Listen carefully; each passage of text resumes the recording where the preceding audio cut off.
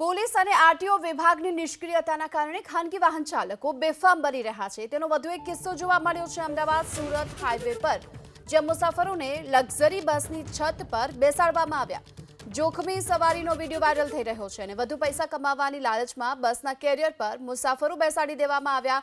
તેમના જીવ સાથે ચેડા કરવામાં આવી રહ્યા છે।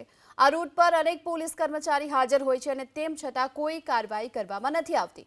હપ્તા રાજના કારણે આવા ખાનગી વાહનોને નિયમ તોડવાનો પરવાનો પોલીસ આપતી હોય તેવી ચર્ચા હાલ તો લોકોમાં પણ જોવા મળી રહી છે।